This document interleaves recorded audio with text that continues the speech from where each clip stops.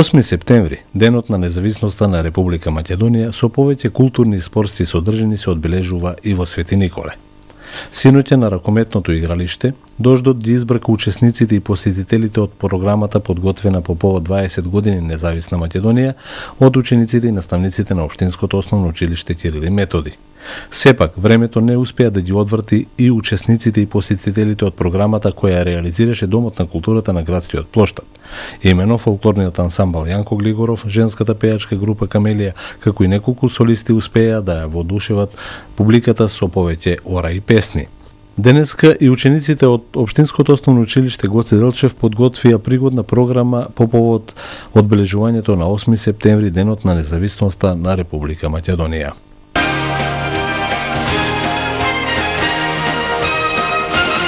Новата учебна година започна. Градоначалникот и локалната самоуправа на општина Свети Николе настојуваат преку подобрување на условите во училиштата и ангажирање на стручен кадар да изградат систем за образование на младите компатибилен со европските и светските стандарди. Веќе 5-6 ден како започна новата учебна година, од денеска мислам и дека часовите малци ќе бидат подолги, за жал на учениците кои што се радуваат затоа што има пократки часови поради временските услови, поради топлото време, што по препорака на владата. Веќе од денеска, пошто и времето заладува, учениците ќе почнат со редовна настава како што треба, односно со часови 45 минути 40, колку што е по законот.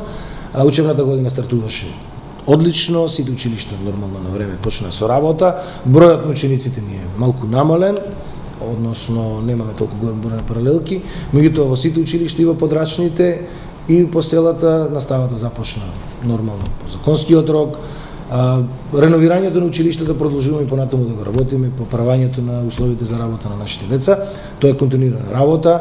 Во тек изградбата до пола, мислам, некаде дојде на новото училиште во село Црнилиште, каде што треба се замени старата зграда со нова. Се надевам дека за месец до два ќе биде завршени и учениците ќе можат да се преместат во новото училиште.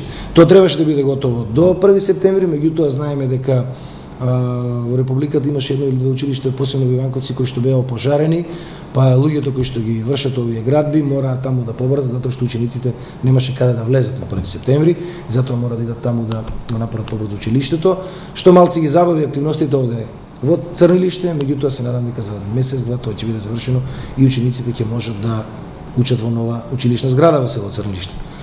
Инаку наставниот кадар е професионален, добар како секоја година и часовите се како што треба. Средното образование секоја година континуирано побарање на учениците или она како што бизнис заедницата го бара, отвараме нови паралелки, знаеме дека има нови струки, за одредени струки имаме помал интерес.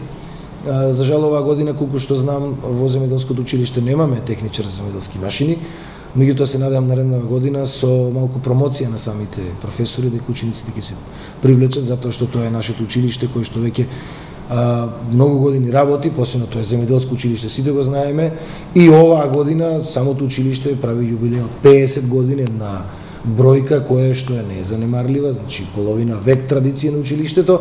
Оваа година ќе го слави тој јубилеј и не смееме да дозволиме земјоделското училиште да нема земјоделска паралелка, односно да мора да продолжи таа традиција овде да ги имаме техничарите за земјоделски машини кои што и техничарите за земјоделска техника кои што генерации наназад учеле и завршувале училиште овде. Сегмент иднината на Свети Николе, она што Свети Николе го краси, ќе повторам, тоа се искусни земјоделци, луѓе кои што работат во земјоделие, 50% до 60% од Свети Николе и регионот се занимава со земјоделие, кои професионално, кои полупрофесионално, односно како дополна на работата негова, така да посебно акцент се удира на образованието и во земјоделието.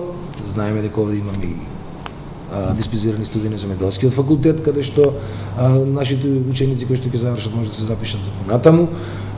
Образованието како што и владата работи кај нас е приоритет за да имаме здрави идни генерации кои што ќе допринесат за подобар развој на страната.